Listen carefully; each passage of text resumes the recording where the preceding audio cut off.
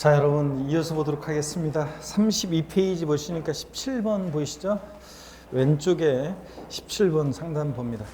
17번부터 보겠습니다, 여러분들. 거주의 양도세 납세지는 양도물건 소재지 관할 세무서로 한다 그랬는데 OX요. X입니다. 국세는 거주할 때 주소지죠. 그래서 주소지 관할 세무서를 납세지로 합니다. 주소지 없으면 거소지고요. 18번 봅니다. 부동산을 양도하는 경우 예정신고 기간은 양도일로부터 2개월이다. 그렇습니까? 야, 우리가 맞아요? 또 하수가 되려고 갑자기 고수에서 하수로 내려가게 되면 안 되는데요. 자, 숫자만 보면 하수, 숫자 바로 앞에 있는 것까지 같이 봐야죠. 양도일로부터 2개월이 아닙니다, 여러분들. 양도일이 속하는 달의 말일로부터 2개월입니다, 여러분들. 19번이요. 장사익 씨 누구신지 아시죠? 이 시대 최고의 수리꾼 장사익 씨가 2021년 제가 시험 전날 밤에 장사익이 부르는 동백아가씨, 이미자가 부르는 동백아가씨 들으면서 여러분 합격 응원해 드린다고 그랬잖아요. 특히 오프라인에 계신 분들은 여러분들 얼굴 떠올리면서 제가 합격을 응원해 드리겠습니다. 아, 진짜로요? 뻥인 줄 아는 사람들이 있는데 진짜 여러분들 진짜로.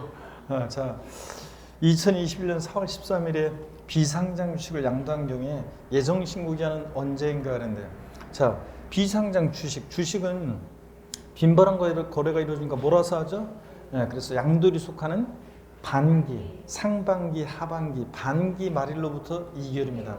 4월 13일 상반기 말일은 언제예요? 6월 13일. 6월 13일이 왜 나와? 6월 30일, 반기 말일 6월 30일, 그때부터 2개월이니까 8월 31일입니다. 하반기에 팔면은 하반기 말일은 12월 31일, 그때부터 2개월이니까 다음 연도 2월 말이 됩니다. 2월 28일. 자, 그래서 이렇게 해서 8월 30일이고 반기 말일로부터 2개월입니다. 분기 아니고. 20번 보겠습니다. 부동산 거래 신고 등에 관한 법률에 따른 토지거래 계약에 관한 허가구역에 있는 토지를 양도할 때 토지 거래 계약 허가를 받기 전에 사실상 잔금이 청산된 경우 그 양도일이 속하는 달의 말일로부터 2개월 내에 예정신고해야 한다. O, X예요. X입니다. 양도일이 아니라 허가일이 속하는 달의 말일로부터 2개월입니다. 허가 전에 대금이 청산됐다 그러면 계약이 유효하게 된 허가일이 속하는 달의 말일로부터 2개월입니다. 양도일이 이번 부담보 중에 작년 시험에 옳은 질문으로 그냥 나왔었는데 부담보 중에 채무에 해당하는 부분으로서 양도로 보는 경우에는 그 양도세 예정신고기한은 양도일이 속한 달 말일로부터 몇 개월입니까 이거? 3개월. 그래서 부담보 중에만 다른 건 다 2개월인데 부담보 중에만 몇 개월이요? 3개월. 이거 꼭 기억합니다. 부담보 중에 바꾸면 2개월로 바꾸겠죠? 21번 보겠습니다. 21번 보면 양도세 예정신고는 양도차익이었거나 양도차손이 발생하는 경우에도 적용한다. 맞습니다. 양도차익이었거나 양도차손이 발생할 때 예정신고하지 아니한다, 생략할 수 있다, 할 필요 없다, 다 틀리죠? 반드시 하여야 합니다, 여러분들. 등기된 토지, 비삼용 토지 제외, 건물, 주택 제외 및 부동산에 관한 권리, 조합원 입주권 제외하고를 2년 이상 보유하고 양도하는 경우에 과세표준 금액이 1,000만 원이라면 양도세 산출세액은 60만 원이다. 맞습니까, 여러분? 네. 자, 우리가 토지, 건물, 부동산에 관한 권리 2년 이상 보유했다. 6에서 45% 초과 누진세율, 기본세율 정도입니다. 그럴 때 과세표준 금액이 1,200만 원 이하일 때는 몇 프로? 6%입니다. 1,000만 원이니까 1,200만 원이야. 이거 6% 세율 정도 되니까 산출세가 얼마입니까, 여러분? 60만 원입니다. 산출세금 60만 원. 맞습니다, 여러분들? 양가로 3번입니다. 등기된 비삼용 토지 초과 누진세율은 16에서 55%가 정된다. 그렇죠? 비삼용 토지는 6에서 45%에다가 10% 할증하기 때문에 16에서 55%까지 8단계, 8단계 초과 누진세율이 정됩니다. 맞고요. 22번 보겠습니다. 22번. 예정신고를 이행하는 경우에는 확정신고하지 않을 수 있다. 그렇죠? 다만 해당 과세 기간에 누진세율 정대상 자산에 대한 예정신고를 이외상하는 경우 등으로서 법령이 정하는 경우에는 확정신고를 하여야 한다. 그렇죠, 여러분들? 예정신고한 자는 확정신고하지 않을 수 있잖아요. 뭐하러 세금 계산 달라질 게 없는데 또 신고해 다음 연도에. 근데 다만 누진세율 정대상 자산을 2회 이상 양도하면 합산하면 과표 달라지고 세율 달라지는 이런 경우에는 마지막에 합산해서 예정 신고를 했어야 되는데 그러지 않았을 때는 반드시 다음 연도에 합산해서 확정 신고를 하여야 한다고 그랬습니다. 자, 그 다음에 23번 보니까 확정신고 납부의 가산세는 예정신고 납부에 적용되는 가산세와 동일합니다. 그래서 신고불성 실가산세, 납부 고지 전에 납부지연 가산세 1을 0.02% 다 똑같습니다. 근데 예정신고 관련해서 무신고 가산세가 부과된 경우에 그 부분에 대해서 확정신고 관련한 무신고 가산세가 다시 부과된다. X입니다. 다시 부과되지는 않습니다, 여러분들. 예정신고 관련해서 가산세가 부과된 부분에 대해서 확정신고 납부 시에 예정신고 관련한 가산세가 다시 부과되지는 않습니다, 여러분들. 그런 거고. 자, 계속 이어서 봅니다. 자, 이어서 보시면 토지 수용의 경우에 양도세는 공공용지 보상 채권으로 물납할 수 있다. 양도세 물납돼요? 안 됩니다. 아무리 것이 넘어가면 안 되죠. 물납 허용되지 않습니다, 여러분. 자, 그 다음에 계속 이어서 보시면 25번 문제를 보겠습니다. 다음은 소득세법상 미등기 양도하여도 등기된 곳으로 의지해서 비과세 감면 장특공제 기본제 등을 적용하는 경우이다. 이해당하지 않는 건데요. 자, 1번 같은 경우는요, 여러분 단기 할부 조건 아니에요. 뭐냐면 장기 할부 조건으로 취득했을 때 할부금 받을 게 주구장창인데 매도인 입장에서는 첫해 할부금 딱 한 번 받고 등기 전에 필요한 서류를 매수인한테 안 넘겨주잖아요. 그러니까 매수인 입장에서는 장기 할부 조건 취득한 자산은 계약 조건상 등기 불가능했죠. 그래서 불이익을 주지 않습니다. 근데 단기 할부 조건이었으면 반드시 등기했어야 돼요. 그래서 1번 아니고요. 등기 의지하는 경우가 아니고 나머지는 다 등기 의지하는 경우들이에요. 보세요. 그래서 불이익을 주지 않습니다. 비과세 감면 장특공제 기공제 다 받을 수 있어요. 법률의 규정이나 법원의 결정으로 등기가 불가한 자산. 아니 내가 미등기 양도한 이유가 법률이나 법원의 결정으로 확실합니다. 그래서 불이익 주지 않고 비과세 대상인 1세대 주택으로서 건축법에 의한 건축 허가를 받지 않아서 등기가 불가한 자산. 이것도 불이익 주지 않습니다. 그래서 무허가 주택도 비과세 받을 수 있냐고 화장실까지 따라온 수강생이 얘기 드렸잖아요. 불이익 주지 않고 1층원 농지 교환 또는 분합으로 발생한 소득에 대해서 비과세가 적용되거나 또는 감면 대상이 되는 8년 제촌 작용 농지, 대토하는 농지처럼 감면 대상이 되는 농지나 비과세가 적용되는 농지는 불이익 주지 않습니다. 얘네들은 하나의 원래 얘네들 자체의 요건을 통과한 애들이기 때문에 검증받은 애들이라 비과세 감면 받을 수 있습니다. 비과세 감면 대상이 되는 농지 불이익 주지 않고 도시개발법 어쩌고 나오면 등기 의지한다고 그랬죠? 법령 규정이 한 거. 29회 시험 때 나왔고 도시개발법 어쩌고 나오면 등기 의지합니다. 불이익 주지 않습니다. 이렇게 해서 1번만 틀렸고 나머지는 다 옳습니다. 그 다음에 여러분요. 우리 26번 보겠습니다. 소득세법상 양도세 세율에 관한 설명이 다 틀린 것을 모두 고르세요 그랬습니다. 단 초과누진세율과의 비교 세율은 고려하지 않는다. 그래서 비례세율이 적용될 때 초과누진세율보다는 큰 것으로 가정한다. 또는 이렇게 또 나올 수도 있고요. 단서가 1년 미만 보유한 골프형권 등 기타 자산은 초과누진세율을 적용한다. 골프형권 나왔다. 기타 자산, 골프형권, 기타 자산, 골프형권. 얘네들 좌우지간 초과누진세율이라고 그랬죠? 좌우지간 초과누진세율입니다. 그래서 1년 미만 보유했어도 얘네들은 좌우지간 초과누진세율입니다. 맞고요. 그 다음에 2번 1년 미만 보유한 등기된 상가 건물은 50% 세율을 적용한다. 토지 건물 부동산에 관한 권리 미등기 70 등기됐다. 1년 미만이면 몇 프로? 50%요.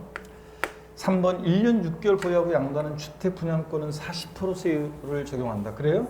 아닙니다. 주택 분양권은 딱 두 가지예요. 1년 미만 70, 1년 이상 60입니다. 그래서 1년 6개월 보유했으니까 몇 프로? 60%입니다. 60%고 40%가 아니라 60%고요.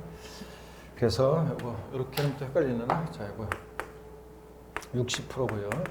그 다음에 2년 이상 보유한 조정대상 지역 내 1세 3주택 주택과 저금주택과의 합이 3개 이상입니다. 또는 에 대해서는 기본세율에다가 30% 할증한 세율을 정한다.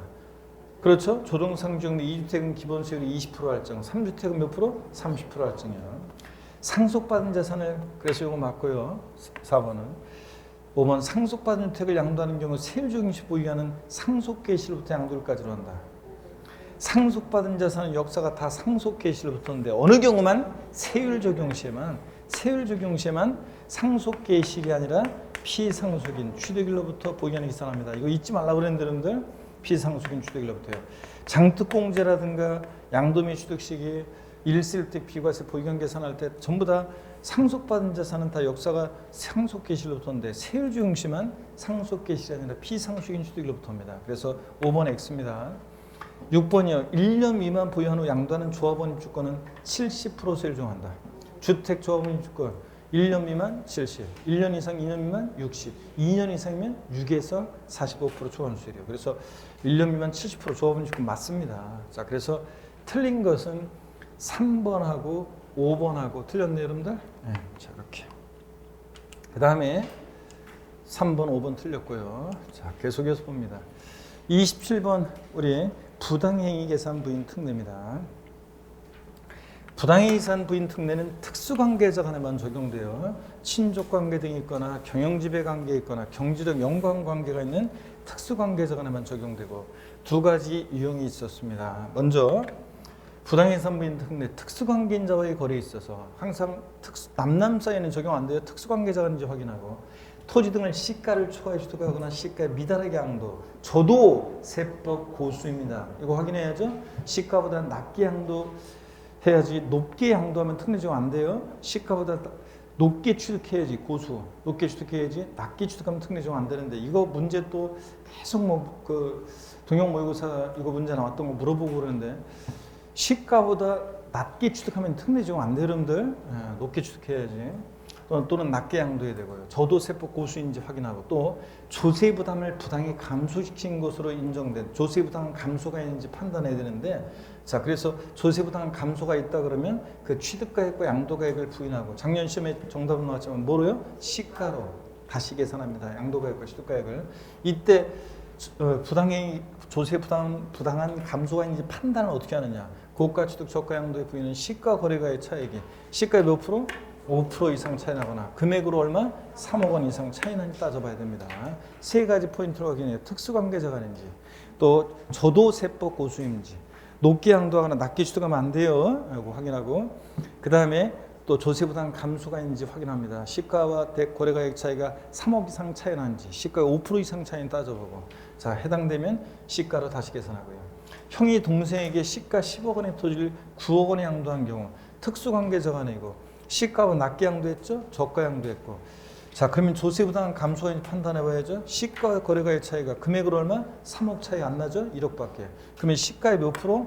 5% 이상 차이가 나는지 따져봐요. 시가 1억에 10억에 5%면 얼마예요? 5천만 원 이상 차이가 나죠 지금? 1억이니까. 그러면 조세부담 감소가 있다고 봤어요. 얘네들 계산을 부인하고 무엇을 양도로 다시 계산해? 시가 10억 원을 양도가액으로 한다. 그렇죠 여러분들? 맞습니다. 이건 시가 10억 원을 양도가로 합니다. 자 이런 얘기고 자 그러면 계속해서 보겠습니다. 33페이지로 넘어갑니다. 33페이지 보시니까 28번 보겠습니다. 28번 다음은 소득세법상 부동산 임대 관련 사업소득에 관한 내용이다. 이 중 틀린 것은 그랬습니다. 공익사업과 무관한 지역권, 지상권을 대하고 얻는 소득은 사업소득이 아니라 기타소득에 해당한다. 그렇습니까 여러분? 우리 부동산 또는 부동산 상해권리 대여로 인한 소득을 사업소득이라고 하는데 부동산, 미등기 부동산 포함해서 대여소득 사업소득이고 부동산 상해권리에는 전세권이나 임차권이나 지역권, 지상권 대여소득 등을 말합니다. 자, 그럴 때 다만 지상권과 지역권은 공익사업과 관련한 것은 뭐고? 기타소득이고 공익사업과 무관한 것은 뭐고? 사업소득입니다. 공익사업과 무관한 것은 사업소득입니다. 그래서 1번 X고요. 자, 1번 X고 그 다음에 2번 그래서 공익사업과 관련한 것은 기타소득, 공익사업과 무관한 게 사업소득이에요. 지상권, 지역권은 고자가 3주택 1호 또는 1세대당 주거용 면적이 40제곱미터 이하면서 기준가 2억 원 이하인 소형주택 제외하고 이상을 소유하고 주택과 부토지 임대하고 받은 보증금의 합계액이 3억 원인 경우에 간주임대를 계산해서 사업소득 총수익 금액에 산입한다. 맞습니까, 여러분? 예? OX요. 보증금 나왔어요. 그럼 보증금 나오면 항상 전세주택이고, 전세주택은 몇 주택부터? 3주택 이상이면서 엔드 보증합계액이 얼마? 3억 원을 초과해야지. 딱 3억 원이니까 3억 초과하지 않았으니까 총수익 간주임대료 총수익에 산입하지 않습니다, 여러분들. 3억 원 초과했어야 돼요. 초과하지 않았기 때문에 X입니다, 이거. 3번 과세기간 종료연제 기준시가 9억 원을 초과하는 고가주택은 주택 수 또는 지역에 관계없이 사업소득으로 과세한다. 자, 여러분, 고가주택, 기준시가 9억 초과하는 고가주택과 국외소주택은 1주택이라도 어떻게 한다? 무조건 과세합니다. 자, 그래서 맞습니다. 그 다음에 4번입니다. 부동산 매매업 또는 건설업자가 판매를 목적으로 취득한 토지 또는 부동산을 일시적으로 대여하고 얻는 소득은 사업소득이다. 자, 여러분, 일시적이었든 뭐였든 부동산을 대여하고 발생하는 소득은 뭐예요? 임대업, 사업소득입니다. 그래서 맞습니다. 그 다음에 계속 이어서 봅니다. 그래서 2번, 그 다음에 1번 틀렸습니다, 여러분들. 자, 계속해서 보시면 5번 봅니다. 자기 소유 부동산을 타인이 담보로 사용하게 하고 사용대가를 받아요. 그러면 여러분요, 그 사용대가를 받는 것은 사업소득이다 그러는데 맞습니까, 여러분? 네? 자, 이것도 우리가 민법의 물상보증이상 하시면 되죠? 네, 사업소득 맞습니다. 이거. 미등기 부동산을 대여하고 있는 소득은 기타소득이다. 아까 부동산 임대업은 범위 부동산 또는 부동산 상해 권리대로 인한 소득이 사업소득인데 임대업 부동산에는 미등기 부동산 포함해야 제외요? 포함합니다. 미등기 부동산 대여소득도보다 사업소득입니다. 임대업 사업소득이에요. 그래서 6번 X고요. 7번 주택임대사업자의 미등록가산세는 주택임대수익금액의 1,000분의 2이다. OX요. 맞습니다. 0.2% 1,000분의 2 주택임대사업자 미등록가산세 1,000분의 2 맞습니다.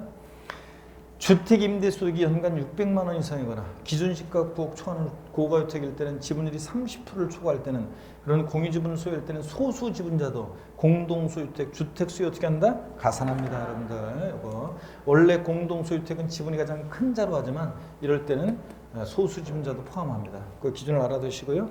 여기서는 지금 또 6번이 또 틀렸습니다. 자, 계속해서 보시면 29번입니다. 29번은 주택임대소득의 비과세에서 관련한 얘기인데 한번 봅니다. 일개 작년에 여기서 이제 한 가지 빠진 것은 뭐 요거 어떤 게 빠졌냐면 우리 비과세에서 자신의 논밭을 작물 생산에 이용하게 하고 사용대가 받는 거 뭐 한다? 비과세입니다. 자신의 논밭을 타인에게 작물 생산에 사용하게 하고 사용대가 받으면 비과세고 또 일개 소유하는 자의 주택임대소득 비과세입니다. 단 고가주택과 국외 소재주택은 주택수 관계없이 1주택이라도 과세라고요. 이때 주택수 계산할 때 다가구 주택은 하나의 주택으로 봅니다. 국세는 다가구 주택 하나의 주택으로 본다고 세목별 종합해서 했었죠. 네. 그 다음에 구분 등기된 경우는 각각의 일개주택 계산하고 공동소유주택은 이거죠. 원칙 지분이 가장 큰 자의 소유를 계산합니다. 갑지분 60, 을지분 40%, 지분이 가장 큰 자의 소유로 갑의 소유를 계산합니다.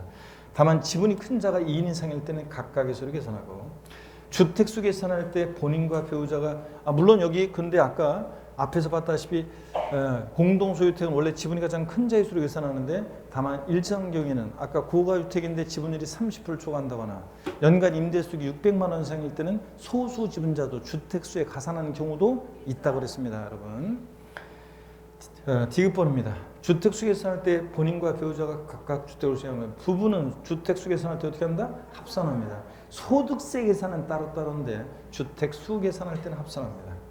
주택수 계산할 때 임차 전세받은 주택을 전대하거나 전전사는 경우에는 해당 임차 또는 전세받은 주택을 누구의 주택으로? 임차인, 전세받은 주택으로 주택수 계산합니다. 임대인의 주택으로 계산한다고 바꾸겠죠?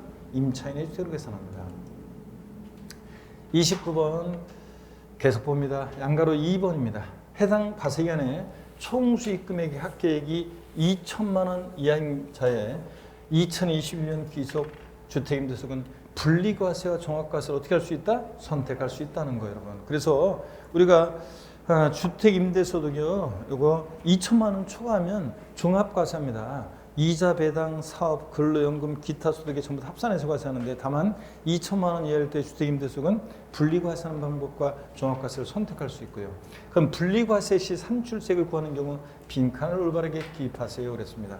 분리과세 시 주택 임대소득의 산출세액은 수익금액에다가 1 마이너스 필요경비율 뺀 것을 곱하는데 1 마이너스 필요경비율 요거 1은 100분의 100이에요. 100%에서 필요경비율을 빼는 거예요. 자, 그러면 이제 그래서 곱하고 공제되는 금액 빼고 그 다음에 소득세 세율인데 자 여기요. 몇 프로 세율입니까? 소득세 분리과세 시 소득세 세율 꼭 알아두라고 했는데 14% 세율을 꼭 기억하시고 주택임대사업자로 등록하면 필요경비율은 몇 프로입니까? 60%입니다. 그래서 1 마이너스 필요경비니까 그러니까 결국은 100%에서 60% 빼니까 수익금액에 과세되는 곱해지는 과세되는 것은 몇 프로만 과세? 40%를 과세하는 거예요. 40%를. 경비율을 60% 인정하니까. 그 다음에 임대사업자로 미등록한 자는 몇 프로? 50% 경비율 인정하고 50%. 자, 그 다음에 공제되는 금액이요. 분리과세 주택임대소득 이외 종합소득 금액이 2천만 원 이하야 돼요. 만약에 분리과세 임대소득 주택임대소득 외에 근로소득이 4천이다 뭐 이런 게 있으면 안 돼요. 그러면 공제 안 해줘요. 어떻든 간에 2천만 원 이하일 때는 주택임대사업자로 등록한 자는 얼마를 공제해주고 여기서 얼마를 빼줘요? 400만 원 빼주고 그 다음에 미등록자는 200만 원 공제합니다. 자, 어떻든 간에 분리과세 소득세 세율 14%꼭 기억하고 그 다음에 2천만 원 이하일 때 분리과세와 종합과세 선택할 수 있다는 것도 알아둡니다. 여러분들. 자, 그러면 됐고 계속 이어서 봅니다. 33페이지 맨 꼭대기 30번 봅니다. 상가임대는 한 채든 두 채든 월세든 전세든 상가임대소득은 무조건 과세입니다. 여러분들. 자, 무조건 과세고요. 근데 주택임대소득은 주택수 등에 따라서 월세냐 전세냐에 따라 달라지는데 1주택일 때는 월세주택 비과세입니다. 근데 단 고가주택과 구개소주택은 주택 관계없이 과세하고 1주택이라도 전세 보증 그러니까 월세주택과 전세주택은 어떻게 구별하냐? 딴 거 없어요. 보증금, 전세금이란 말이 있으면 전세주택이고 없으면 월세주택이에요. 자, 전세주택은 고가주택이라 하더라도 주택 한 채, 두 채는 과세 안 해요. 고가주택이라 하더라도 월세주택과 구별합니다. 2주택일 때 월세주택은 무조건 과세입니다. 전세 보증금만 받고 임대하는 전세주택은 과세 안 해요. 2주택일 때. 3주택이어야 되는데 3주택 이상이면서 엔드 보증금 합계액이 얼마? 3억 원을 초과할 때만 간주임대료 총수익금액에 산입합니다. 자, 이런 것들 기억하시고 그 다음에 계속해서 봅니다. 양도소득세 3입니다. 이제 08번 테마 양도소득세 3이요. 보유기간의 기산점을 또 한번 우리가 줘야 됩니다. 우리가 보유기간, 양도세는 보유기간에 따라 달라지는데 상속받은 자산은 양도 및 취득 시기든 장특공제 경우 시 보유기간 계산할 때든 다 역사가 언제 시작돼요? 상속 개시로부터요. 근데 어느 경우만 세율 적용 시만 상속 개시라니 어느 때? 피상속인 취득일로부터 보유기간 계산합니다. 상속 받은 자산 이거 꼭 주의하라고 그랬고 아까 그래서 세율 적용 시에 상속 개시로부터 보유기간 계산한다 틀려요. 그 다음에 증여받은 자산은 장특공제든 세율 적용 시든 다 증여받은 날로부터 보유기간 계산해요. 전부 다. 배우자 직계존비속간 이율과세 특례 적용될 때는 다 증여자가 당초 증여한 배우자 직계존비속이 취득한 날로부터 보유기간 계산해요. 세율 적용시든 장특공제 적용시든 다 똑같습니다. 그러니까 이율과세 특례는 다 증여자가 취득한 날부터 증여받은 자산은 증여받은 날부터 근데 뭐만? 상속받은 자산만 요거만 주의하면 됩니다. 여러분들. 자, 양도차익 계산입니다. 원칙적으로 양도차익 계산은 양도가액과 취득가액, 실거래가를 정하는 게 원칙입니다. 근데 장부 등 증빙 서류에서 해당 자산의 양도 당시 또는 취득 당시 실거래가액을 인정 확인할 수 없을 때 추계해서 정하게 되는데 콕 집어서 양도가액이 자 확인되지 않는다. 그럼 양도가액은 어떻게 추계 결정 경정한다? 양도가액은 매감기. 취득가액은 어떻게 추계 결정 경정한다? 매감환기요. 그래서 아까 양도가액이 분명한데 매감환기라고 바꿔서 틀렸었잖아요. 매감기인데 환산 취득가액은 취득가액을 추계할 경우 적용되지만 양도가액을 추계할 땐 적용되지 않는다. 맞습니까? 네, 그렇습니다. 환산 취득가액은 취득가액을 추계할 때만 적용한다는 거 꼭 주의하시고요. 자, 맞습니다. 그 다음에 동그라미 3번입니다. 양도가액과 취득가액의 동일기준 적용 원칙. 양도차익 계산할 때 양도가액을 실거래가를 적용한다. 없으면 매매사락의 감정가액 적용하는 거고, 의한 때는 취득가액도 뭐 실거래가를 적용합니다. 없으면 매매사락의 감정가액, 환산취득가액 적용하는 거고요. 양도가액을 기준시가에 의하면 취득가액도 뭐에 따른다? 기준시가에 의한다. 양도가액과 취득가액의 동일 기준 적용 원칙입니다. 어떤 수강생분은 아니요, 양도가액은 실지거래가액 적용했는데 취득가액은 그러면 불분명할 때 매매사락가액 적용하면 안 되고 안 되는 거 아닌가요? 그런데 아니에요. 양도가액 실거래가를 적용했는데 취득가액 불분명하면 실거래가를 적용해야 되지만 불분명하면 매매사락가액, 감정가액, 환산주가액, 매감한계 이거 적용하는 거예요. 매감한을. 자, 이어서 봅니다. 필요경비 산정 원리입니다. 자, 먼저 취득가액을 실지거래가에 의한다. 취득가액이 확인되면 기타 필요경비는 자본적 지출액과 양도비용 합계액입니다. 실제 들어간 비용. 그래서 실거래가를 중에서 양도처 계산할 때 이 필요경비 항목에 포함되는 거 안 하는 거를 우리가 이제 물어보는 거고, 예외적으로 취득 당시 실거래가액이 인정 확인되지 않는 경우에는 취득가액을 추계해서 정합니다. 매감한계를 정한다. 이럴 때는 기타 필요경비는 필요경비 계산 공제를 정한다고 했습니다. 자, 일일이 들어간 비용 공제하지 않고. 근데 취득가액을 추계해서 정하면, 근데 이걸 줘야죠. 취득가액을 매감한계 중에서 매매사락의 감정가액이 없어서 취득가액을 특별히 환산 취득가액으로 할 때는 이 환산 취득가액 플러스 필요경비 계산 공제 합한 금액 371 요거 한 거하고 합한 거하고 자본적 지출의 양도비용 합계액하고 둘 중 큰 금액으로 합니다. 어떤 수강생분은 이거 두 개 합친 게 아니라 요 필요경비 계산 공제하고 이거하고 비교하는 거 아닌가요? 근데 아니에요. 환산 취득가액 플러스 필요경비 계산 공제 요거 합한 금액과 요거 합한 금액과 요거 이게 합한 거 이거 합한 거예요, 여러분들. 자꾸 요거하고 비교하는 사람이 있는데 요하고 자본적 지출액 양도비용 합계액하고 비교해서 둘 중 큰 금액으로 합니다. 네, 자 요거 자 주의하시고, 취득가액을 이렇게 선택할 수 있는 것은 자본적 지출액하고 양도비용 합계액과 비교하는 것은 환산 취득가액으로 할 때만 그런 거지, 매매사락가액이나 감정가액으로 추계할 때는 기타 필요경비는 무조건 필요경비 계산 공제하고 끝나는 거지 비교하지 않습니다. 환산 취득가액으로 할 때만 그렇습니다. 그래서 필요경비 계산 공제액이요, 양도책을 계산할 때 취득가액을 이 불분명해서 취득가액을 이렇게 추계해서 정하게 되면, 취득가액을 추계해서 매감한계 적용하게 되면 기타 필요경비는 필요경비 계산 공제액을 적용하는데 자산별로 일률적으로 정했습니다. 토지 건물은 양도 당시 아니에요. 취득 당시 기준가액 필요경비 계산 공제율 몇 프로? 3%. 미등기 배제하는 건 아니고 몇 프로? 0.3% 적용하고, 지상권, 전세권, 등기된 부동산 임차권은 취득 당시 기준가액 공제율 몇 프로? 7%.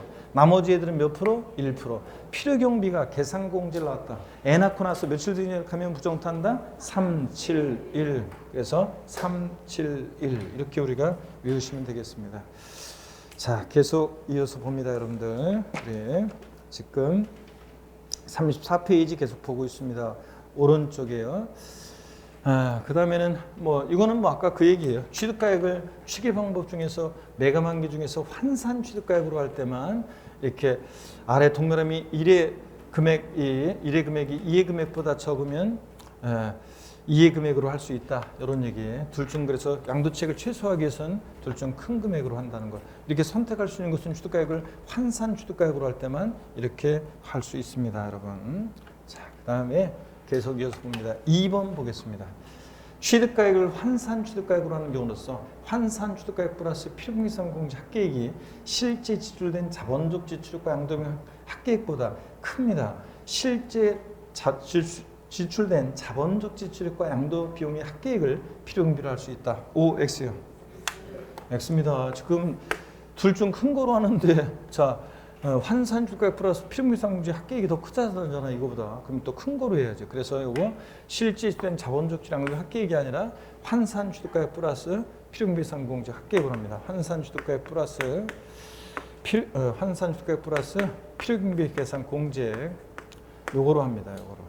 요거 합한 금액으로 합니다. 그래서 2번 X고요. 자, 그러면 장기 포입 필요공제 한번 보도록 하겠습니다. 장특공제 대상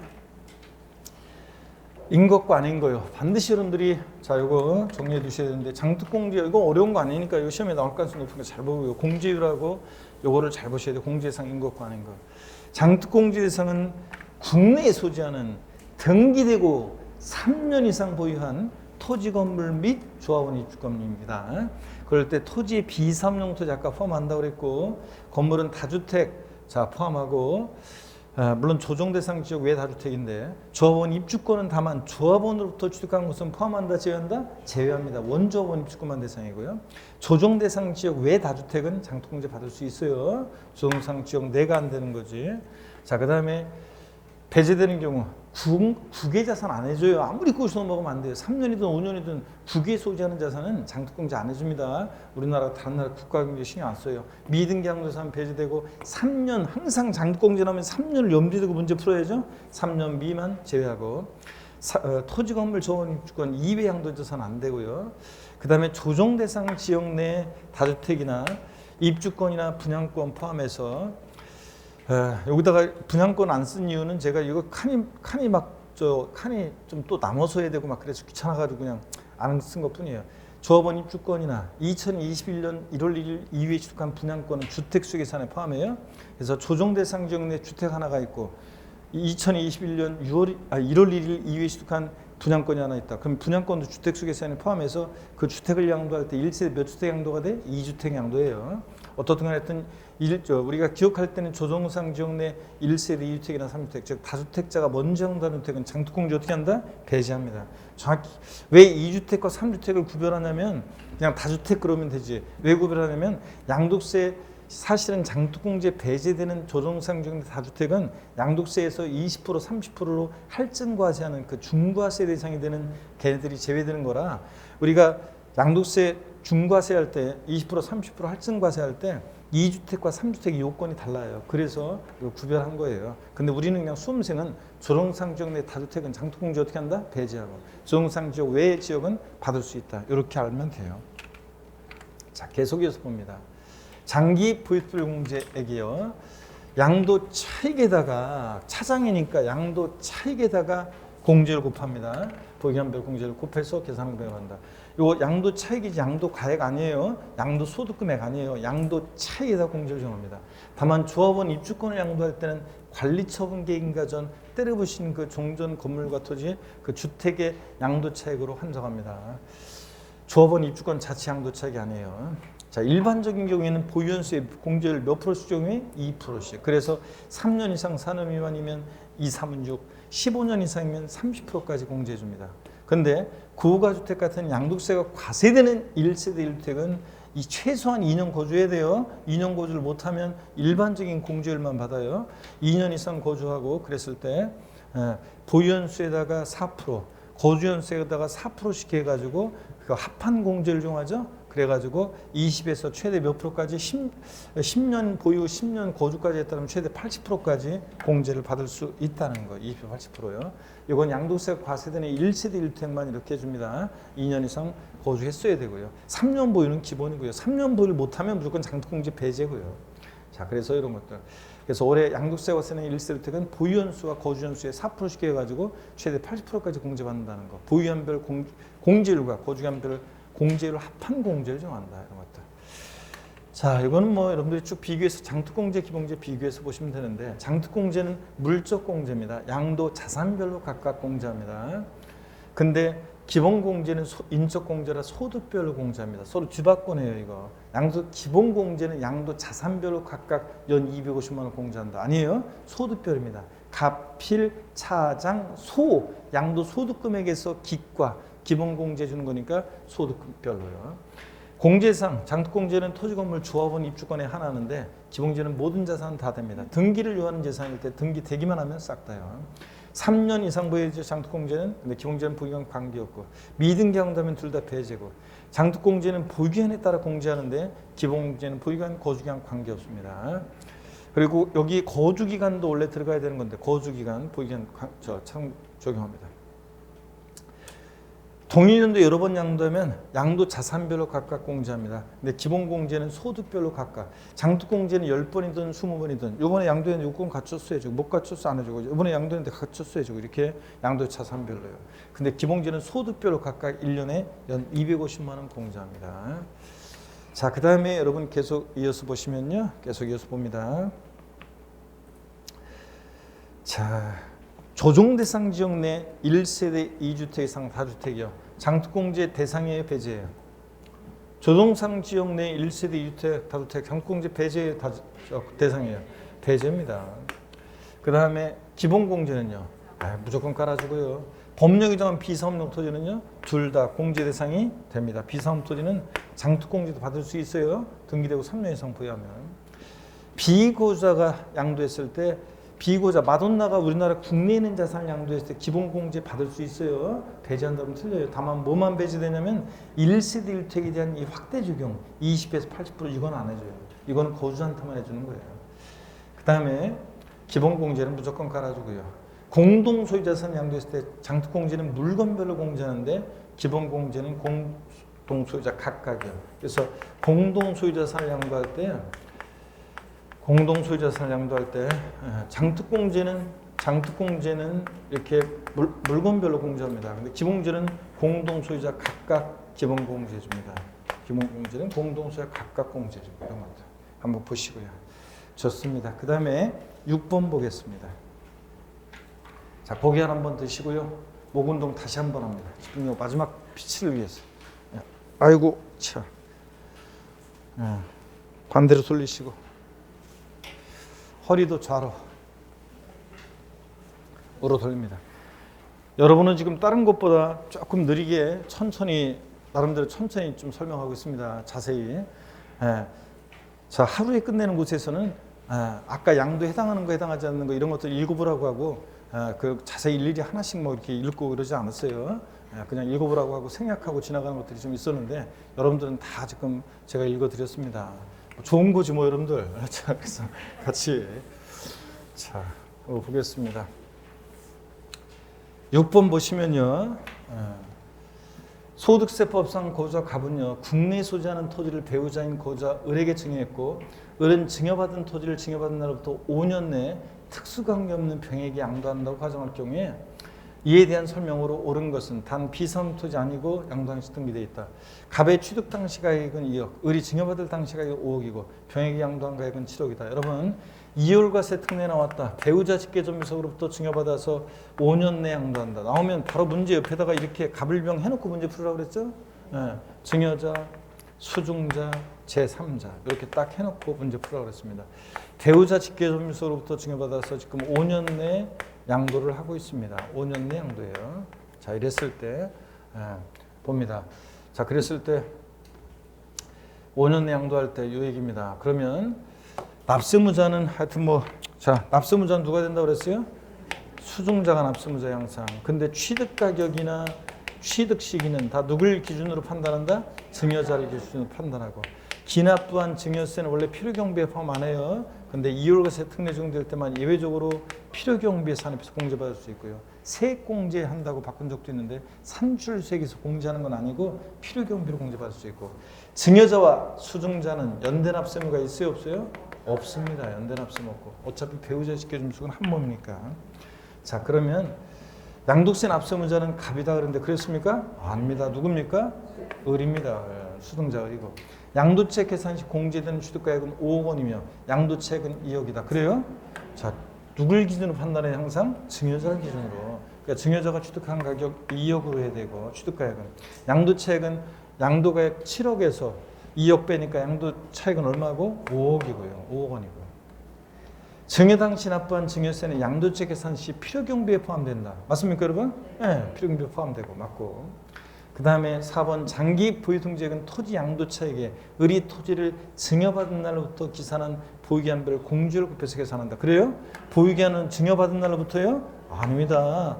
증여받은 날이 아니라 당초 증여자의 취득일로부터 증여자가 취득한 날로부터 증여자의 취득일로부터 증여한 배우자 증여자의 취득일로부터 보유기한이 계산합니다.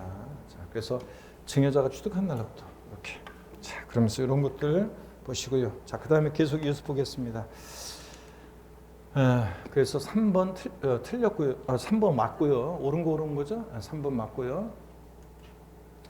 자, 계속해서 봅니다. 갑과 을은 연대해서 납부할 의무가 있다. 없습니다. 이율과세 특례 증여자 승자는 연대납세무 없다고 그랬습니다. 6번에 증여 이율과세 규정을 적용할 경우에 1세대 1택 비과세 양도에 해당이 되는 경우 이율과세 특례를 적용하지 않는다. 맞습니다. 여러분 어차피 비과세잖아요. 1세대 1택 비과세권 갖춘 주택을 양도할 때는 특례 적용 안 해요. 어차피 비과세니까 여러분. 넘어갑니다. 35페이지로 넘어갑니다. 35페이지 보시니까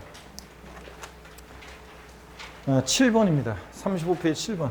이 동그라미 7번 앞에다가 있죠? 35페이지 요 7번 앞에다가 요 말을 좀 끼워 넣어요.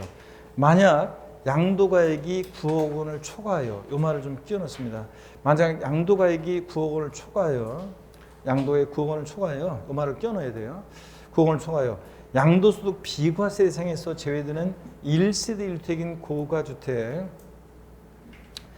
이에 딸린 토지를 포함해서요. 을 양도하는 경우에는 양도차익 계산 시 취득가액은 5억 원이다 그랬는데 그렇습니까 여러분? 네? 자, 요거 있잖아요. 여기 보세요. 우리가요. 이율과세 특례를 적용하지 않는 경우가 있어요. 이율과세 특례를 적용하지 않는 경우가 있는데 저를 한번 보세요 여러분들. 배우자로부터 증여받아서 양도할 당시에 혼인관계가 소멸됐을 때 특례 적용해야 하네요. 혼인관계 소멸됐을 때 이혼했을 때 특례 적용합니다. 그렇지 않으면 사람들이 기꺼이 세금 줄인다 그러면 가짜로 법원 가는 사람도 있다고 그랬잖아요. 자, 그렇기 때문에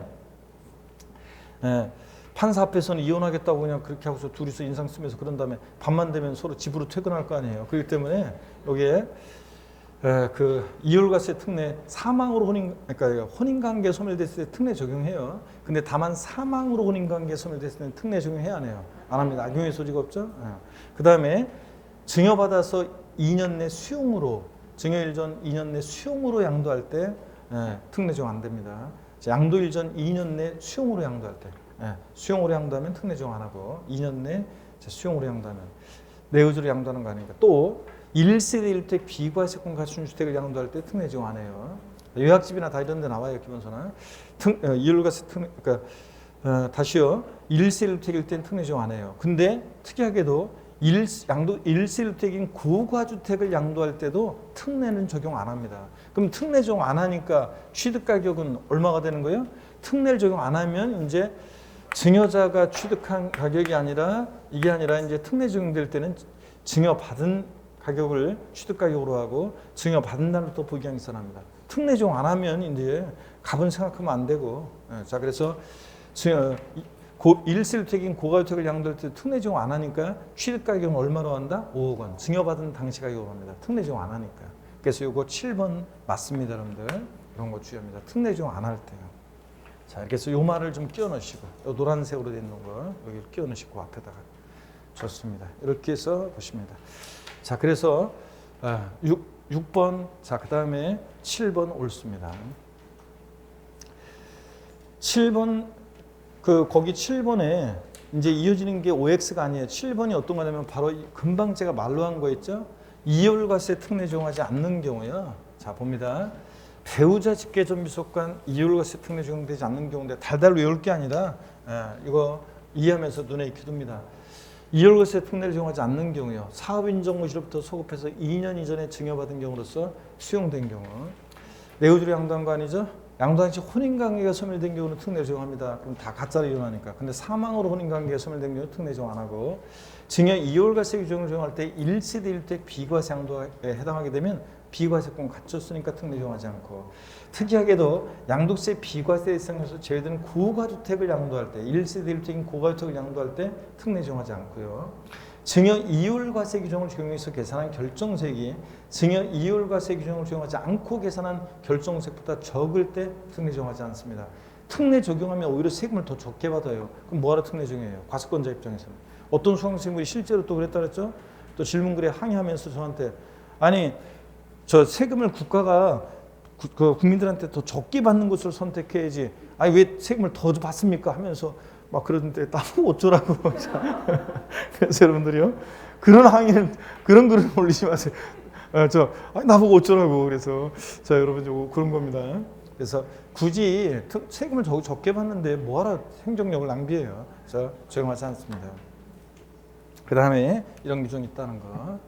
자, 이런 것도, 이런 경우는 특례 적용하지 않는다는 거. 특례 적용 안 하면 다 증여자는 생각하면 안 되고, 증여받은 당시 가격을 취득가격으로 하고, 증여받은 날부터 부기한계산하고요.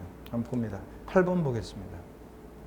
주택을 취득한 갑은 2년을 보유한 후에 사망했다. 그 상속인이 자녀 무주택자가 상속계실로부터 8개월 보유한 후에 상속 등기하고 다음 달에 그 주택을 양도했다면, 그러면 상속받아서 9개월 보유했다는 얘기네요. 이 경우 소득세법에 의한 양도세 적용 세율은 얼마인가? 자, 세율 적용 시에만 어느 때부터 부기한계산해요? 피상속인 취득일로부터요. 그러니까 2년 이상 보유했으니까 뭐라고요? 6에서 45% 정도 됩니다. 아셨죠, 여러분들? 네, 그래서 이거 만약에 상속계실로부터였으면은 부기한계산했다 세율 적용 시에도 그러면 9개월이니까 70%였겠지만 1년 미만. 그런데 상속받은 자산 세율 적용 시에만 피상속인 취득일로부터 부기한계산하니까 2년 이상 보유했으니까 6에서 45% 정도 됩니다. 이거예요. 자, 9번 봅니다. 갑은 다음과 같은 주택을 양도했다. 소득세법의 양도 소득 금액은 얼마인가 그랬습니다. 2015년 9월 1일 취득했고 2021년 8월 16일 양도했고 취득가액은 실지 거래가액이 7억이고 기준시가 있어도 실거래가액이 있으면 항상 뭘 적용해? 실거래가. 자, 양도가액이 실거래가로 12억입니다. 기준시가 9억 원이고요. 그러면 주택인데 지금 실거래가 12억이면 고가주택이란 말이 없어도 얘는 항상 뭡니까? 실거래가액이 12억이면 얘 뭐예요? 고가주택입니다.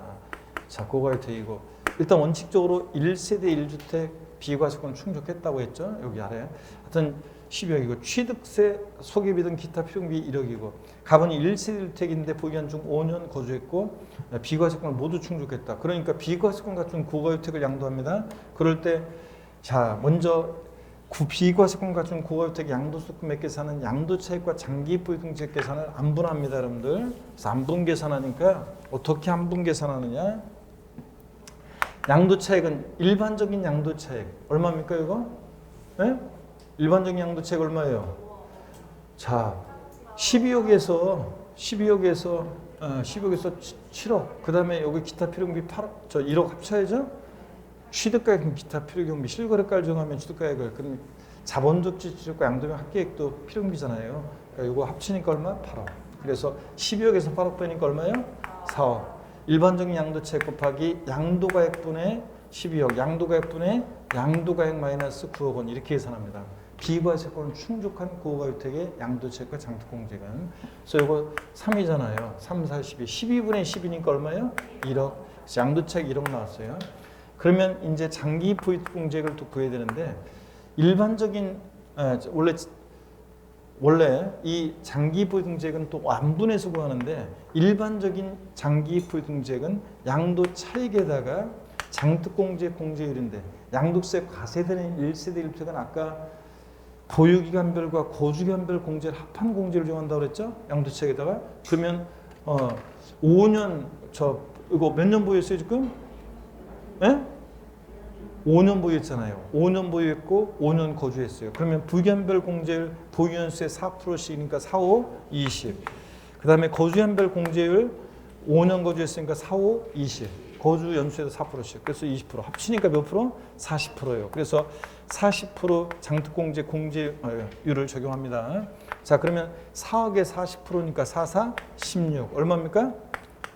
1억 6천만 원이잖아요. 4, 4, 16. 자, 그러면 1억 6천만 원. 여기다가 일반적인 공제율, 이제 공제율을 구한 다음에 여기다가 이제 공제율 구한 다음에 양도가액분의 12억이구나. 양도가액분의 양도가액 마이너스 9억 원이요. 그래서 3이고 약분하니까 4분의 1이고 1억 6천에 4분의 1은 얼마입니까? 1억 6천에 4분의 1 얼마요? 4, 4, 16이잖아요. 4천만 원이죠, 여러분들? 네, 4천만 원. 근데 그래서 장특공제액 4천만 원 나왔어요. 근데 이렇게 할 필요 없어요. 양도소득, 그러니까 장기 보유통제액을 바로 구하라고 하면 이렇게 구하면 되는데 양도소득 금액 구하라고 할 때는 안분해서 구한 양도 차익에다가 있죠. 바로 장특공제액 공제를 정하면 돼요. 자, 여기다가 40%예요. 그러면 1억에 40%는 얼마예요? 4천만 원이요. 자, 그러면 1억에 아닌데 뭐가 잘못됐는데 1억. 그 다음에 40% 공제율. 1억에 40%는 얼마입니까? 4천만 원. 맞잖아요, 여러분들. 그래서 결론이 똑같죠? 결론이 똑같단 말이죠. 그러니까 결론이 똑같으니까 그냥 안분해서 바로 그냥 이렇게 구하면 돼요. 이렇게 구할 필요가 없고 그냥 안분해서 구한 양도차익에다가 바로 장특공제액 공제율을 바로 그냥 구하면 돼요. 그럼 결론 똑같아요. 그러면 1억에 4천 빼니까 얼마입니까? 6천만 원. 요거예요.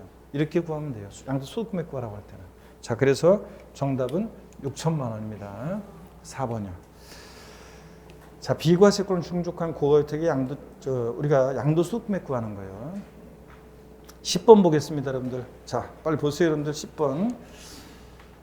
거주자가 건물을 신축 또는 증축하고 그 신축 또는 증축은 바닥 면적의 합계가 85제곱미터 초과하는 경우에 한정해서 한 건물의 취득일로 몇 년 내에 건물 양도할 때 5년 내에 건물을 양도하는 경우로서 감정가액 또는 환산취득가액을 취득가액으로 하면 페널티를 줍니다. 악용의 소지가 있어가지고 해당 건물 감정가액이나 또는 산출세계 환산취득가액이요. 산출세가 아니고 환산취득가액에 3%에 5%예요? 5% 해당 금액을 결정세에 더합니다. 그래서 건물 신축 증축하고 나서 5년 양도하는데 취득가액을 감정가액이나 환산취득가액으로 페널티를 주는데 그 감정가액 또는 환산취득가액, 산출세가 아니고 감정가액이나 환산취득가액 몇 프로? 5% 가산세를 적용합니다. 이 규정은 산출세가 없을 때 적용해요, 적용하잖아요. 산출세가 없을 때도 적용합니다. 그렇지 않으면 사람들이 악용하기 때문에 산출세가 없을 때도 5% 가산세를 적용합니다. 그러면 받고 11번을 보겠습니다. 11번.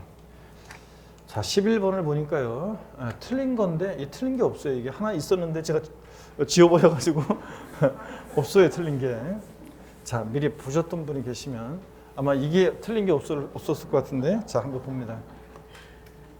소득세법 시행령에 정하는 조정대상 지역에 소지하는 등기된 주택 등을 고자갑이 2021년 7월 1일이 양도하는 소득세에 관한 설명으로 틀린 거 그랬습니다. 조정대상 지역 공고일 이후에 취득한 주택이라면 향후 양도하는 경우에 1세대 1택 비과세를 정받기 위해서는 보유현 중에 몇 년 거주해야 한다? 2년 거주해야 되고 2번 1세대 1택과 1조합원 입주권을 보유하다가 주택을 양도하면 1세대 2주택 양도니까 장특공제 받을 수 없다 그러는데 자, 여기 어디 있다고 그랬어요? 조정대상 지역 내. 그러니까 장특공제 받을 수 없습니다.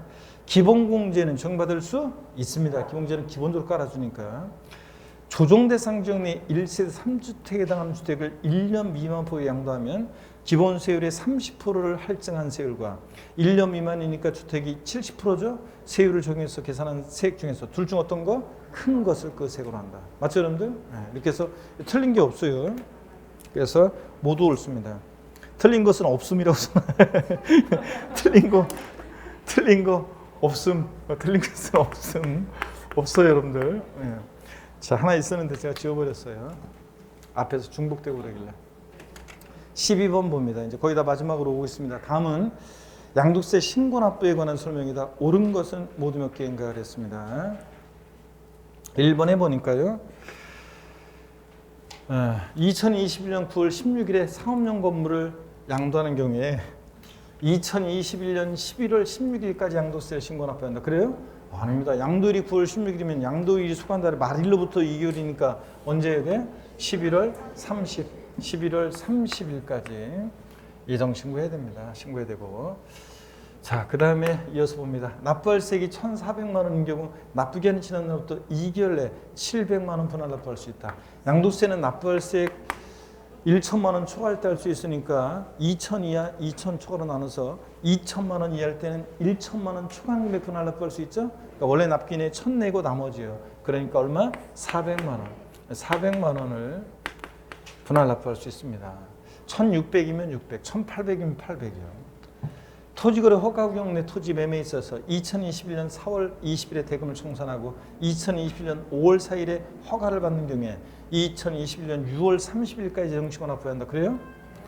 토지거래 허가구역 내 거래 허가 전에 대금 청산됐다. 언제? 허가일이 속하는 달의 말일부터 2개월입니다. 5월 4일 허가일이 속하는 달의 말일부터 2개월이니까 7월 31일입니다. 7월 31일까지 예정신고해야 되고요.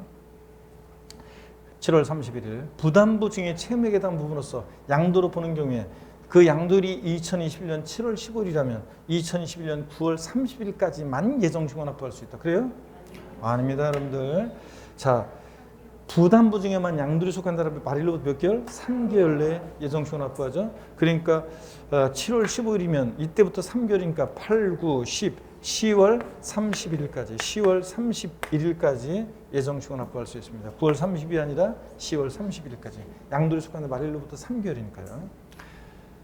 5번입니다. 예정신고 기간 내 무신고, 과소신고하는 확정신고 기간까지 신고하거나 수정신고한 경우에는 해당 무신고, 과소신고 산세 몇 프로요? 50% 깎아줍니다. 맞습니다. 이건 50% 깎아주고요. 그래서 예정신고 하지 않았다. 확정신고를 하더라도 예정신고 불성실에 대한 가산세는 적용됩니다. 다만 이렇게 50% 깎아줍니다. 자, 그래서 여러분들 이거 됐고요. 그 다음에 또 봅니다. 6번 보니까요. 예정신고 납부를 하는 경우에 예정신고 납부하는 경우에 소득세법 및 소득세법 규정에 따른 수시부가세액이 있을 때는 이를 공제하지 아니하고 납부한다. 작년에 나왔었는데 공제하지 아니하고 틀렸습니다. 공제하여 납부합니다. 공제하여 납부합니다. 앞에서요, 관할 세무서형이 조세포탈 우려가 있다고 세금을 부과했어요. 그래서 그때 좀 낸 게 있어요. 그러면 이번에 이제 예정신고를 할 때 이미 납부한 세금은 어떻게 한다? 공제하고 빼고 나머지만 납부합니다. 공제하여 납부합니다. 공제하지 아니하고 틀렸습니다. 7번도 같은 거예요. 확정신고 납부할 때 소득세법 중에 따라서 예정신고 산출세액 또는 결정 정정한 세액 또는 수시부간세액이 있어요. 앞에서 이미 세금 낸 게 있다. 그러면 이번에 어떻게 한다? 공제하여, 여기가 포인트입니다. 공제하여 납부합니다. 빼고 나머지만 납부합니다. 이거 같은 얘기입니다. 바꾸면 공제하지 아니하고 한다고 바꿉니다. 마지막 페이지가 보이네요, 여러분들. 예, 자, 09번 국외재산에 대한 양도세입니다. 국외재산에 대한 양도세도 뭐 작년에 요것만 봤어도 충분히 작년에 나온 문제 맞출 수 있었습니다. 자, 그래서 요거 한번 봅니다. 국외재산에 대한 양도세. 작년, 재작년 연달아 나왔는데 올해도 또 나오면 참 좋은데. 자, 봅니다. 소득세법상 국외재산 양도에 관한 설명으로 옳은 거예요. 양도책 계산 시 필요경비 외환산. 외국에서 거래했으니까 달러나 파운드, 엔화, 우리나라 돈으로 환산할 때 외환산은 여기가 포인트입니다. 수령하거나 지출한 날 현재요. 수령일 또는 지출일 현재 외국환 거래법에 의한 기준한 일 또는 제정한 일에 의한다. 맞습니까? 네, 이거 맞습니다. 미등기 국외토지 양도세 세율은 70%다. 여러분, 국외재산 양도 시에는 양도세 세율은 무조건 6에서 45% 초과 종신세율만 적용됩니다. 6에서 무조건 45%지. 자, 국외재산 양도 시에 70%, 60%, 50%, 40% 나오면 무조건 틀립니다. 비례세율 나오면 무조건 6에서 45%지. 자, 그 다음에 양도세 기본공제는 적용되지만 장특공제는 국외재산 양도의 경우 보유기간이 3년 이상인 경우에만 적용한다. 그래요? 아닙니다. 3년을 보유했든 뭐했든 애초에 장특공제는 적용되지 않습니다. 적용되지 않습니다. 3년 보유했든 뭐했든. 국외재산 양도가액은 실거래가액이 있더라도 양도 당시 현황을 반영한 시가에 하는 것이다. 그래요? 아닙니다. 자, 실거래가액이 있으면 뭘 적용해야 돼? 실거래가를 적용해야지. 실거래가를 적용해야지. 실거래가액이 있으면 실거래가를 적용하고 실거래가액이 없을 때 그 나라의 현황을 반영한 시가를 합니다. 그래서 국외재산 양도 시에도 양도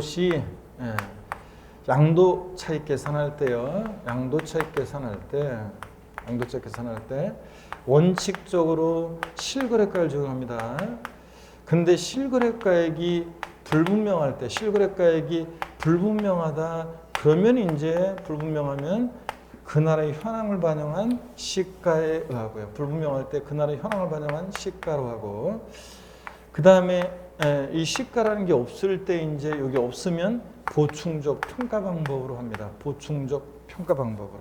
보충적 평가 방법.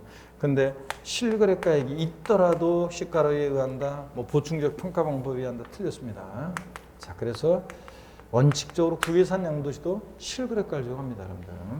자, 계속 이어서 봅니다. 4번 X고 5번이요. 물납은 허용되지 않으나 분할 납부는 가능하다. 그렇습니까? 예, 물납 안 돼요. 근데 분할 납부는 됩니다. 국외산 양도시도. 자, 그래서 분할 납부는 되고요. 6번입니다. 만약 거주자가 국내 주택, 등기되고 고가주택이 아닙니다. 국외 1주택을 수여한 경우에 국내 주택을 먼저 양도한 경우에 1세대 1토로 비과세 받을 수 있다. X입니까? 아닙니다. 여러분, 국외 소지의 주택은 주택수 계산에 포함해야 하나요? 안 해요. 양도는 이제 국내만 1주택이면 돼요. 그래서 국외 주택은 주택수 계산에 포함하지 않으니까 1세대 1주택 양도예요. 아시겠습니까, 여러분? 네. 국외 소지하는 주택은 주택수 계산에 포함 안 하니까. 7번 국외재산 양도에 대한 납세무자는 양도를 이제 계속해서 국내 3년 이상 주소고수 등 고자 양도에 한해서 과세한다. 그래요? 아닙니다. 국외산 양도 시에 납세무자가 되려면 몇 년? 계속해서 5년 이상 주소고수 등 고자만이 납세무가 있습니다. 3년, 4년 주소고수 준자는 안 돼요. 자, 그 다음에 계속해서 봅니다. 8번입니다, 여러분들. 8번 보니까 거주자의 국외에 있는 부동산 양도하는 경우에 양도세의 세율은 아까 제가 얘기했죠. 등기 여부, 주택수, 보유기간 관계없이 무조건 뭐라고요? 6에서 45%를 적용합니다. 70, 60, 50, 40 이런 거는 무조건 틀려요. 맞습니다. 국외 양도소득에 대해서 납부할 거나 납부할 양도세액은 산출세액에서 공제하거나 필요경비 산입하는 방법 중 하나를 선택해서 공제받을 수 있습니다. 맞아요. 작년 시험에도 나왔었지만 바꾼다 그러면 옛날처럼 산출세액에서 세액공제 방법으로만 공제받을 수 있다 그러면 틀려요. 아니고 필요경비 산입하는 방법을 선택할 수 있습니다. 10번 국외래산을 양도하는 경우에 기준시가에 관한 규정도 국내래산 양도에 관한 규정을 준용한다. 그래요? 아닙니다. 등기나 기준시가에 관한 것은 적용이 있어요? 없어요? 없습니다, 여러분들. 자, 그래서 준용한다. 틀렸습니다. 11번이요. 국외에서 외화를 차입하여 취득한 자산을 양도해 발생하는 소득으로서 환율 변동으로 인해서 외화 차입금으로 발생하는 환차익을 포함했다. 외국 돈을 빌려가지고 산 거예요. 자, 그랬을 때는 이 해당 환차익을 양도소득 범위에서 어떻게 한다? 제외한다. 맞습니까? 예. 자, 환차익은 양도소득 범위에서 제외합니다. 바꾸면 포함한다고 바꾸겠죠? 자, 그렇게 해서 여러분들 이것도 8번, 9번, 자, 11번이 옳습니다. 자, 이렇게 해서 여러분들 봤습니다. 자, 여러분 결전의 날을 위해서 이제 얼마 안 남았지만 이제 결전의 달에 집어서렸죠. 하여튼 그동안 설은 꾹꾹 삼키면서 왔습니다, 여러분들. 끝까지 최선을 다하시는 게 중요하죠. 분명 그러면 합격의 아름다운 결실이 있으리라 바위처럼 믿고 여러분들. 시험 전날 밤에 이미자가 부르는 동방아시 이대 최고 수익은 장사에 부르는 동백아시 들으면서 여러분 합격을 제가 응원하고 소원하죠, 여러분들. 그래서 남은 기간 하여튼 오늘 밤에 본인을 꼭 안아주면서 화이팅 힘내라 그동안 고생 많았다 본인 이름 부르면서 아셨죠, 여러분들? 화이팅을 외치면서 사시면 됩니다. 하여튼 그동안 또 특강 들으느라 고생 많으셨는데 다음 주에 이제 등용 3주차, 4주차 하죠. 그래서 3주차, 4주차 등용 1주부터 4주까지 제가 계획에서 각 회차마다 이렇게 중복되는 테마들 또 새로운 것들 뭐 해가지고 제가 계획에 의해서 중점을 두고 출제하는 부분들이 있으니까 꼭 끝까지 완성을 하시기 바라고요. 자, 특강 듣느라고 3주 동안 고생하신 여러분 본인과 여러분 동료와 저에게 힘찬 박수 치면서 마치겠습니다. 고맙습니다, 여러분. 수고하셨습니다.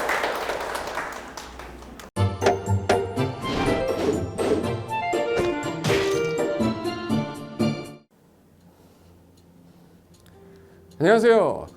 부동산 공법을 강의하는 고상철입니다. 자, 제가 이번 시간에 말씀드릴 건 뭐냐면 공인중개사를 여러분이 공부하시다 보면은 여러 가지 자료들, 뭐 OX 문제라든지 어떤 요약된 집약된 자료, 뭐 PPT 자료 이런 것들이 많은데 그 일일이 출력하다 보면 여러분들이 보관하고 하는데 불편함이 있어서 그런 것들을 좀 약간 또 해소도 하기 위해서 또 다른 사람들하고 커뮤니티도 뭐 할 수 있기 때문에 저희는 네이버 밴드라는 어플을 좀 활용할 건데요.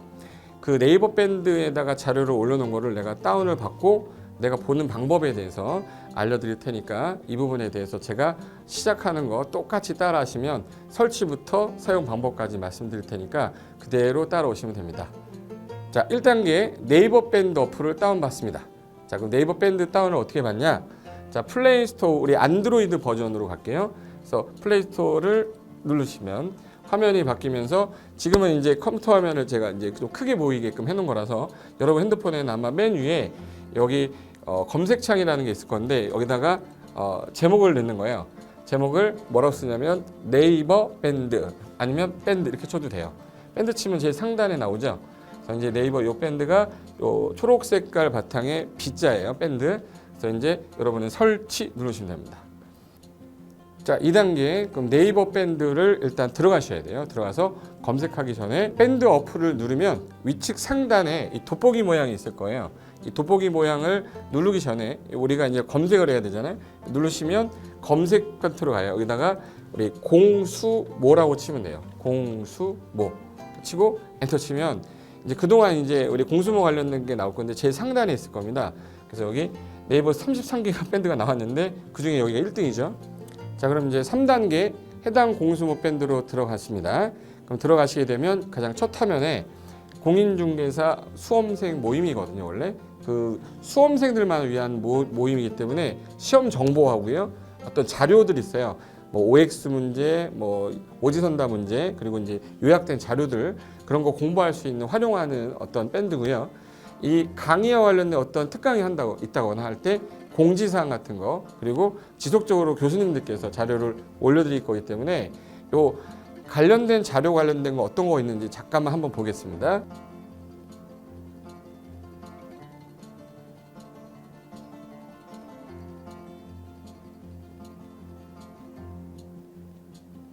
자, 그러면 4단계로 갈게요. 또 다른 꿀팁 하나 말씀드리겠습니다.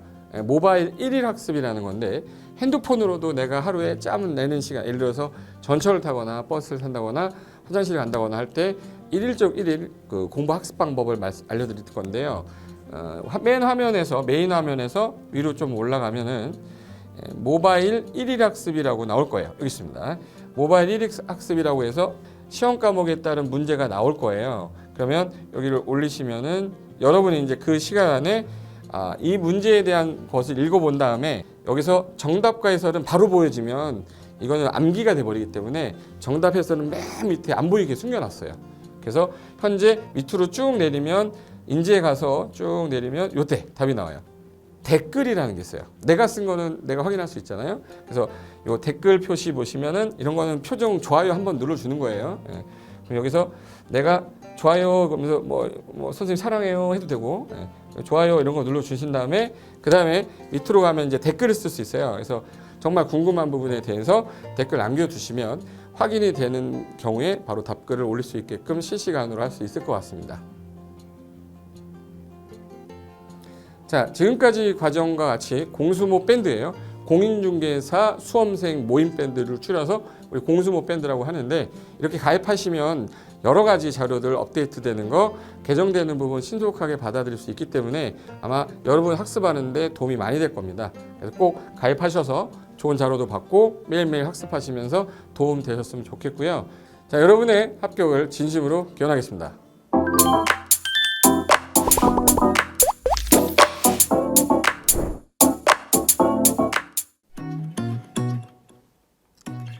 자, 안녕하십니까. 자, 이번에는 부동산 실무 일반인들이 어떤 도움을 받기 위한 관련된 밴드에 대해서 소개를 시켜드릴 건데요. 일단은 검색창에다가 여기 365 부스라고 치시면 돼요. 365 부스인데 365일 부동산 스터디라는 밴드예요. 네이버 밴드인데 요 365 부동산 스터디라는 밴드 일단 이거 클릭하시면 현재는 이제 4만 명 정도 되는 밴드인데요. 우리가 일반인들이 어떤 부동산 정보를 습득하는 데 있어서 이 정보를 얻기가 되게 쉽지가 않습니다.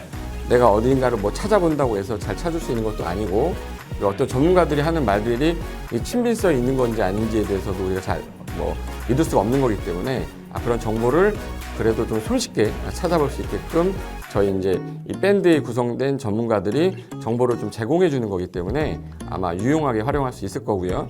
내가 부동산 중에 토지를 좀 알고 싶다 또는 상가를 좀 알고 싶다 또는 나는 내 집 마련을 위해서 청약이 좀 궁금하다. 근데 그게 솔직히 어디 가서 물어보거나 어떤 정보를 찾기 쉽지 않아서 그것 때문에 만들어진 밴드라고 보시면 돼요. 그래서 365일 내내 부동산을 어떤 공부한다는 취지로 밴드에 들어오셔서 질의응답도 하시고 궁금한 사항에 대해서 뭐 예를 들어 문의하시면 저희가 관련된 정보를 또 제공해주는 그런 밴드라고 보시면 되겠습니다. 어떤 밴드냐면 한번 보시면은 지금 현재는 뭐 공지사항이 제일 먼저 나올 건데요. 이 공지사항은 기존에 있던 오프라인이 어떤 강좌가 있으면 그 강좌에 관련된 거 뭐 세미나라든지 그래서 평소에 이제 우리가 이제 접하지 못했던 강의들 있죠. 이렇게 진행이 된다라는 거 공지를 좀 하는 그런 내용들이고요. 하나 좀 더 올리면 자 이제 우리 교수님이에요. 교수님 중에 상가 교수님이 최근에 예를 들어서 법이 바뀌었어요.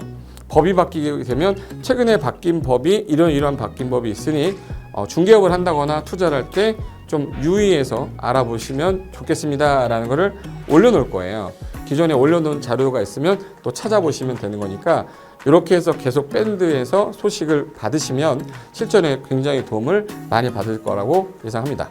부동산 관련된 내용 중에서 하나 더 보시면 이제 랜드프로에서 그 직접 우리 프로그램 만들고 있어요. 그래서 부동산 까발리기, 부동산 부티크 뭐 이런 TV 관련돼서 부동산 팁 있죠. 예를 들어서 청약을 받아야 되냐 말아야 되냐, 지금 강남권 아파트를 투자해야 되냐 말아야 되냐 이런 정보를 쉽게 여러분들이 뭐 접하지 못하기 때문에 그런 관련된 것들을 시대에 맞게 흐름에 맞게 부동산 시장이 이제 요동치면 내가 지금 집을 팔아야 되냐 뭐 사야 되냐 그런 것들에 대해서 신속하게 정보를 들을 수 있는 밴드니까 시간이 나실 때마다 자주 들어오시고 저도 자주 들어가서 좋은 정보 남겨드릴 테니까 자주 들어오시기 바랍니다. 저는 부동산 공법하고 부동산 토지 투자를 강의하는 고상철이었습니다. 자주 밴드에서 뵙도록 하겠습니다. 자, 수고하셨습니다.